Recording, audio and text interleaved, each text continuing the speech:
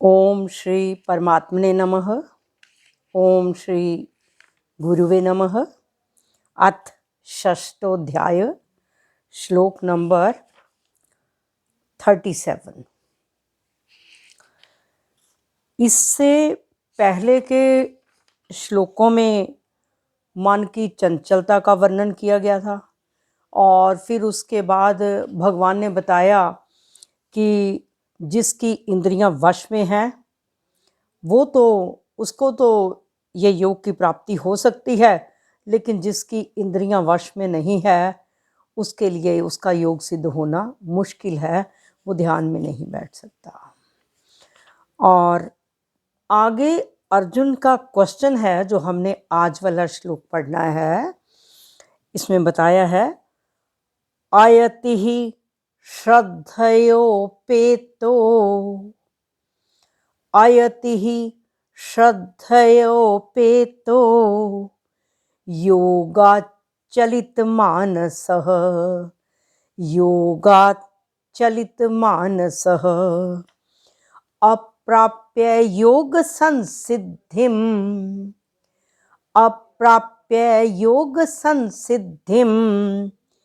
कांगतिम कृष्ण गच्छति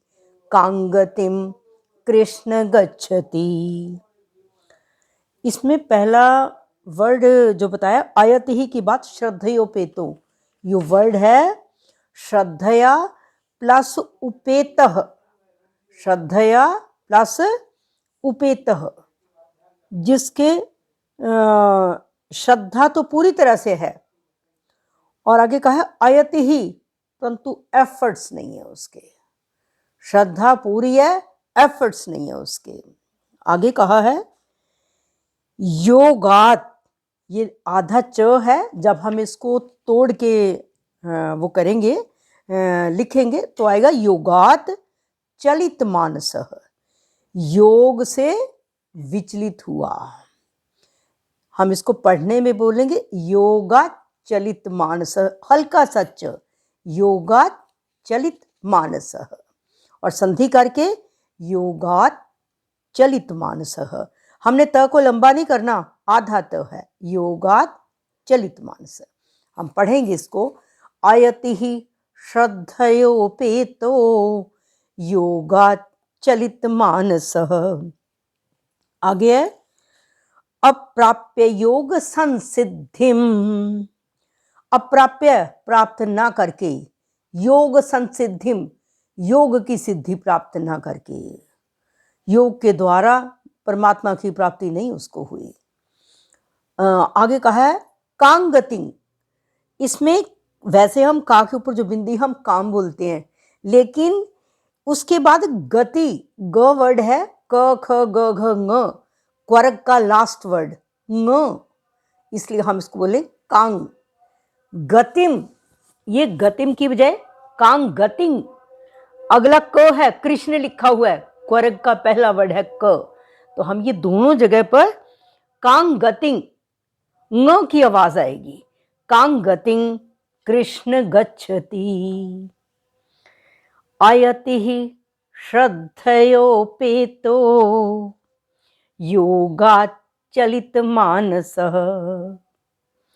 अप्राप्य योग संसिद्धिम, अप्राप्य योग संसिद्धिम कांगतिं कृष्ण गच्छति। कहा है कृष्ण, अर्जुन भगवान से कह रहा है हे भगवान, श्रद्धया उपेतः, जिसकी साधन में श्रद्धा है, परमात्मा की तरफ जो लगा हुआ है, उसकी पूरी श्रद्धा है, आयति ही, पर उसके एफर्ट्स नहीं है, उसका प्रयत्न शिथिल है। कहा है योगात् चलित मानसः, अब उसकी श्रद्धा पूरी है लेकिन एफर्ट्स उसके है नहीं। जिसके एफर्ट्स नहीं होंगे वो सारी उम्र चाहे वो करता भी रहा, लेकिन अंत समय में विचलित होने का डर है। हम कई बार अपनी भी बात कह देते हैं, करते करते रोज गीता को पढ़ रहे हैं, कुछ दिन के लिए कहते हैं भाई पता नहीं फेडअप सा हो गया हूँ, पढ़ने को मन नहीं कर रहा, कुछ समय के लिए ये मन है ना हमारा, तो उसके लिए कहा है, परंतु उसके एफर्ट्स कम है, एफर्ट्स नहीं है। अंत समय में योगात चलित मानसः, योग से अगर वो विचलित हो जाए, परमात्मा से विमुख हो जाए, योग संसिद्धिम अप्राप्य, योग सिद्धि को प्राप्त ना करके, योग सिद्धि को प्राप्त न करके, काम गतिम गच्छति। अब जब हम इसकी संधि करते हैं फिर तो काम म वर्ड आएगा, फिर तो वो तो हमने उच्चारण में बोला, काम गतिम गच्छति, वह किस गति को चला जाता है। अब इसमें अर्जुन का जो क्वेश्चन है, अर्जुन कह रहा है कि जिसकी साधन में जप भी करता है, ध्यान भी करता है, सत्संग भी, शास्त्रों का पठन पाठन भी करता है, उसकी पूरी रुचि है, उसकी श्रद्धा भी है और उनको करता भी है, लेकिन उसकी इंद्रियां और अंतःकरण वश में नहीं है। आंख से कुछ देख लिया, ध्यान उधर चला गया, कान से कुछ चला गया, ध्यान उधर चला गया, उसका विश्वास है पूरा परमात्मा में। और जब आंख से कुछ देख लिया, मन साथ लग गया, तो फिर पूरी तरह से ही उस तरफ वो इंसान ये इंद्रियां अपने वश में कर लेती हैं। कोई चीज देखी, मन उसके साथ लग गया, तो हम इंद्रियों के वश में हो जाते हैं। तो कहा है कि जप ध्यान सत्संग और शास्त्रों के पठन पाठन में उसकी रुचि भी है, श्रद्धा भी है, लेकिन अंतःकरण और बाह्यकरण अर्थात ये ज्ञानेन्द्रियां, कर्म इंद्रियां, अंतःकरण मन बुद्धि चित्त अहंकार, ये वश में न होने के कारण कहा है कि उसके एफर्ट्स इतने नहीं हैं। जब इंद्रियां कोई चीज देख ली या सुन लिया या कोई खाने की चीज सामने आ गई, इंसान उसी पर मचल जाता है। तो कहा है इस कारण उसकी परमात्मा से विमुख हो जाता है, साधन में तत्परता नहीं है। जितनी हम तत्परता से अपना हर काम करते हैं, हमारी श्रद्धा भी होती है, हमारा विश्वास भी होता है, फटाफट होता है, लेकिन श्रद्धा भी है, विश्वास भी है, पर इंद्रियां और ये मन बुद्धि चित्त अहंकार ये वश में न होने के कारण कहा है कि उसके एफर्ट्स नहीं पूरे होते। अब बहुत बार कह देते हैं कि भाई संस्कृत को ही पढ़ते हुए ना पता नहीं कुछ समझ नहीं आता हमें, तो मन में है, रुचि है, लेकिन श्रद्धा नहीं, एफर्ट्स नहीं है। श्रद्धा भी है, मन में आता भी है, अगर याद हो जाए तो बहुत अच्छी बात है, लेकिन एफर्ट्स नहीं है। एफर्ट्स तो करने ही पड़ेंगे, अभ्यास तो करेंगे तो तभी बात होगी ना। अभ्यास है तो एक पत्थर के ऊपर भी जरा जरा सा आप रोज रूटीन में निशान लगाते जाओ, एक पत्थर पे भी निशान पड़ जाता है। हमें तो परमात्मा ने बुद्धि दी हुई है। तो यहाँ सिर्फ यही कहा है कि साधन में शीतलता है, इतनी तत्परता नहीं है उसकी। और फिर कहा है अंत समय में वस्तुओं से राग हो जाता है, विषयों का चिंतन हो जाता है, चीज़ें याद वही आने लगती हैं, और उसका होने के कारण वो अपने साधन से विचलित हो जाता है, अर्थात जो परमात्मा में ध्यान लगता था उससे वो विचलित हो जाता है। अब अगर वो उससे विचलित हो जाता है, वो कहते हैं उसकी गति क्या होती है, फिर वो किस गति को प्राप्त होता है। तो कहा है कि ऐसे व्यक्ति ने जो परमात्मा के सम्मुख है, जिसकी श्रद्धा भी है, रुचि भी है, पाप करना तो उसने छोड़ दिया, पाप तो उससे होता ही नहीं। जो परमात्मा के सम्मुख है, पाप नहीं उससे होता, बुरे कर्म नहीं उससे होते। और फिर कहा है जब उससे पाप कर्म नहीं कोई होता तो नरकों में भी नहीं वो जा सकता। नरकों में तो वही जाएंगे जो पाप कर्म करेंगे, किसी को सताएंगे, किसी की हिंसा करेंगे। वो तो व्यक्ति ऐसा करता ही नहीं जो परमात्मा से जुड़ा हुआ है, श्रद्धा है, परमात्मा में पूरा विश्वास है। और फिर कहा स्वर्ग की वो कामना भी नहीं करता। कई बार कहते हैं स्वर्ग में वासा हो, लेकिन ऐसा व्यक्ति जो परमात्मा पर पूरी तरह से आश्रित हो जाता है, उसको तो ये लगता है कि परमात्मा ही सबसे ऊपर है। तो कहा है पाप करना उसने छोड़ दिया, नरकों में वो जा नहीं सकता क्योंकि बुरा कर्म ही नहीं करता, और उसको ब्रह्मलोक स्वर्ग लोक वगैरह की तरफ भी कुछ ऐसा नहीं है क्योंकि उसकी कामना ही नहीं है, उसकी कामना ही नहीं है। तो फिर कहा है वो तो श्रद्धा पूर्वक अपने साधन में लगा हुआ होने से उसका पुनर्जन्म भी हो सकता है, परंतु कहा गया है कि अंत समय में परमात्मा की स्मृति अगर उसको नहीं रही, सारी उम्र किया उसने, तो फिर कहा कि दूसरा चिंतन होने से जो परमात्मा की प्राप्ति नहीं हुई तो उसकी क्या गति होगी, किस स्थिति को जाएगा। आगे के सारे श्लोक इसमें ही आएंगे। इसी से इस क्वेश्चन का उत्तर देने में ही 5-6 श्लोक हैं आगे कि क्या गति होगी। कहते हैं जो ध्यान योगी है वो तो मन का विचलित हो जाता है। जो ध्यान योगी है उसका पुनर्जन्म होता है मन के विचलित होने से, कि ध्यान में बैठा मन कहीं और घूम गया, कहीं ना कहीं अंत समय में फिर वो कुछ याद आ गया तो पुनर्जन्म दोबारा है। और कहा है अपने साधन से वो भ्रष्ट हो गया। और जो कर्म योगी है और ज्ञान योगी है उसका पुनर्जन्म क्यों होता है? आसक्ति के कारण। जो कर्म योगी है उसकी अगर वो निष्काम भाव से करता है फिर तो ठीक है, लेकिन अगर कहीं पर कामना को रखकर किया गया, कहीं पर इनमें वेदों में भी बताया गया कामना को रखकर जहाँ पर किया गया फिर तो दोबारा है ही है, वो ब्रह्मलोक तक चला जाएगा। ये देवता लोग अपने ब्रह्मलोक तक ले जाएंगे वापस, फिर पुण्य खत्म होने के बाद आना ही आना है उसने, वापस मृत्यु लोक में ही आना है उसने। और जितना भी हम चाहें इन देवताओं के पास जो शक्तियाँ सारी हैं वो उस निराकार तत्व ने बांटी हुई है।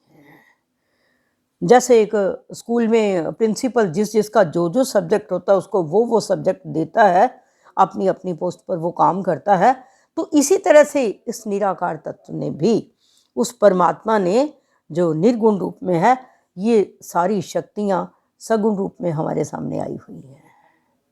परमात्मा तो निर्गुण ही है, जैसे सरस्वती को विद्या का कहा गया है, लक्ष्मी को धन की देवी कहा गया है।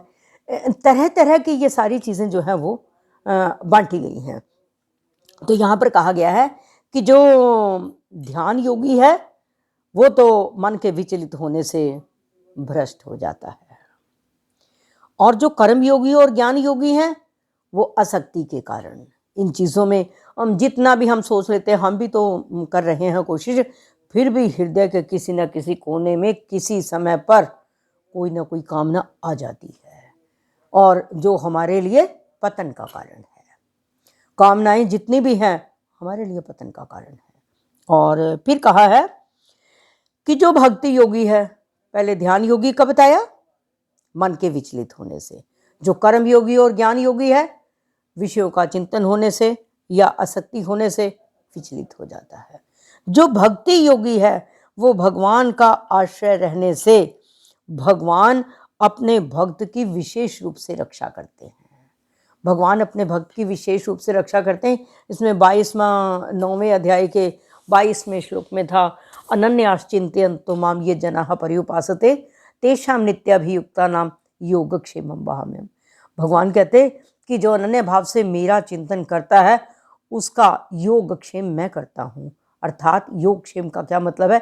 जो वस्तुएं उसके पास हैं उनकी मैं रक्षा करता हूँ, जो वस्तुएं नहीं हैं वह मैं प्रदान करता हूँ। हम वैसे भी देखें, जब हम धर्म का कार्य करने के लिए कोई स्टेप उठाते हैं, कोई आश्रम बनवाता है या कोई और, जैसे ये गीता ज्ञान यज्ञ चल रहा है, तो उस चीज़ में हमें उस कार्य को करने के लिए जहाँ जिस चीज़ की ज़रूरत होती है, हम किसी पर्सन का नाम भी नहीं जानते जो उसके बीच में हमारी हेल्प कर जाता है, तो वो तब है भगवान पर पूरी तरह आश्रित।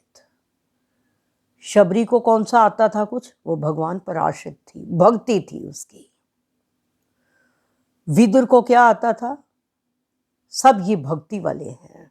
मतलब कि ऐसा नहीं है कि जिसको कुछ आता नहीं है वो कुछ कर नहीं सकता, वो तो सिर्फ अपने एक पूरे प्रेम और विश्वास से ही परमात्मा में लगा हुआ है। परमात्मा सबसे पहले ध्यान करते हैं उसका।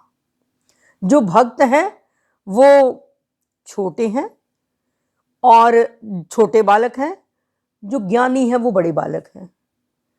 अब जो बच्चे को नॉलेज है वो तो माता पिता सोचते हैं ये तो कर ही लेगा, जो बेचारा आश्रित है माता पिता कहते हैं उसको देखो। तो भगवान ये विशेष तरह से ध्यान रखते हैं कि मेरे भक्त की क्या ज़रूरत है, मुझे उसको पूरा करना है। तो हमारी पुकार जो है, भक्त की पुकार, भक्ति योगी जो है, भगवान बहुत जल्दी सुनते हैं। 18वें अध्याय में श्लोक बताया हुआ है, मत चित्तः सर्व दुर्गाणी मत प्रसादात् तरिष्यसि, कि तू मेरे में चित्त लगाकर मेरी कृपा से सब दुर्गुणों से पार हो जाएगा, इस संसार रूपी समुद्र से पार हो जाएगा जो कि दुखों का घर है। तो अब इसमें जो मेन चीज थी, क्वेश्चन है अर्जुन का सिर्फ पूछा हुआ कि हे कृष्ण, जिसकी परमात्मा में श्रद्धा भी है, रुचि भी है, परंतु उसके एफर्ट्स नहीं है, और अंत समय में अगर वो योग से विचलित हो जाता है, वो योग सिद्धि को प्राप्त ना करके, अर्थात परमात्मा में लगा हुआ तो है पर परमात्मा की प्राप्ति नहीं हुई, वो किस गति को जाता है, योग सिद्धि को प्राप्त ना करके वो किस गति को जाता है, ये अर्जुन का क्वेश्चन है। अर्जुन के माध्यम से हम सब लोगों का क्वेश्चन है ये। अर्जुन के माध्यम से हम सब लोगों का क्वेश्चन है कि हम उस सिद्धि को तभी प्राप्त कर सकते हैं कि अगर हमारी बिल्कुल पूरी श्रद्धा भी है, रुचि भी है, अगर हमारे एफर्ट्स भी पूरे हों। हम एफर्ट्स पूरे करें ना, जैसे अभी कार्तिक का महीना चल रहा है, पुण्य कमाने का समय है ये। जैसे धनवान अपने नोटों को कमाता है, तो ये किसान अपना जिस समय फसल के उगाने का समय होता है, उसका वो बहुत बढ़िया समय होता है। तो ये पुण्य अर्जित करने के लिए कार्तिक का महीना है। तो इसके बीच में सबसे बड़ा कार्तिक का स्नान जो है, सबसे बड़ा पुण्य कहा गया है। सुबह उठ के, मॉर्निंग में उठ के, जो हम सूरज निकलने से पहले हम स्नान कर लेते हैं, देव स्नान, ऋषि स्नान, मानव स्नान, हम कोई भी स्नान कर लेते हैं, तो ये एक सबसे बड़ा पुण्य है। तो अब अगर कोई सोचे काम तो मैं सारा कर लेता हूँ, पर मैं सुबह उठ के नहा नहीं सकता, तो बात तो वही होगी ना कि फिर तत्परता नहीं रही भी। अगर हमारी परमात्मा में पूरा हमारा विश्वास है, हमारी श्रद्धा है, हमारी रुचि है, तो जो परमात्मा के नियम हैं, हम बिल्कुल उन नियमों का पूरी तरह से पालन करें, तो फिर हम योग भ्रष्ट होने से बच सकते हैं। आगे फिर बताया जाएगा कि कहाँ कहाँ उसका जन्म होगा योग भ्रष्ट का, वो है। एक बार फिर श्लोक को बोल के आपसे बुलवाती हूँ। आयति श्रद्धयोपेतो योगाचलित मानसः अप्राप्य योग संसिद्धिम कांगतिं कृष्ण गच्छति। हाँ जी, आप मिसेस मेहता, गुलशन जी मुझे नजर नहीं आए। हाँ जी गुलशन जी आप बोलिए पहले। हाँ जी, बस ये लगा हुआ है मेरे पास। अच्छा चलो कोई बात नहीं, फिर मिसेस मेहता बोलते हैं। हाँ कोई नहीं, आप म्यूट कर लो। हाँ जी। ओम श्री परमात्मने नमः। अथ षष्ठोऽध्यायः श्लोक नंबर 37। अर्जुन उवाच अयति श्रद्धयोपेतो योगचलितमानसः अप्राप्य योगसंसिद्धिं कांगतिं कृष्ण गच्छति। इसमें भगवान कह रहे हैं, जैसा कि पिछले उन्होंने बोला था, बताया था कि अभ्यास और वैराग्य से हम योग सिद्धि को प्राप्त कर सकते हैं। लेकिन अब अर्जुन प्रश्न पूछ रहा है कि जिस भक्त की योग में श्रद्धा तो है और वो अभ्यास वगैरह भी करता है, भगवान में भी उसका विश्वास है, लेकिन वो उसका मन जो है वो कभी कभी टिक नहीं पाता, कभी कभी वो मन से विचलित हो जाता है। तो वो कह रहे हैं कि ऐसा जो योग की सिद्धि को प्राप्त ना करके वो फिर किस गति को प्राप्त होता है। उसको श्रद्धा भी है, भगवान में विश्वास भी है, लेकिन कभी हो सकता है कि कभी परिस्थितियां ऐसी आ जाएं, कोई ऐसा वातावरण बन जाए कि वो अपनी योग की जो उच्चतम सीमा है उसको प्राप्त नहीं कर पाता, योग से वो भ्रष्ट हो जाता है, पूरा मतलब अपना जो अपने आप को पूर्ण रूप से परमात्मा को अर्पण नहीं कर पाता। हो सकता है कभी उसका अंत समय आने पर उसकी शरीर साथ ना दे, मन या इंद्रियां साथ ना दे, कोई भी कारण हो सकता है।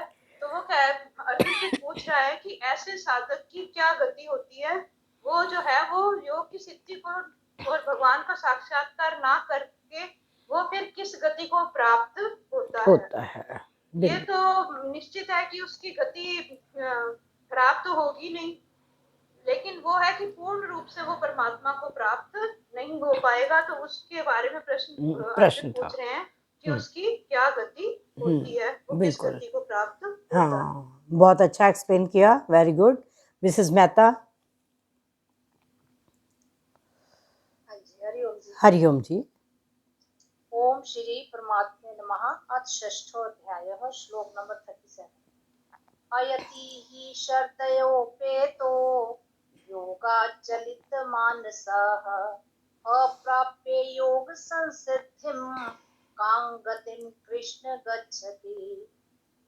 इसमें भगवान कह रहे हैं कि एक भगवान से अर्जुन क्वेश्चन कर रहे हैं कि जो व्यक्ति जो साधना में उसकी पूरी योग साधना में उसकी श्रद्धा भी है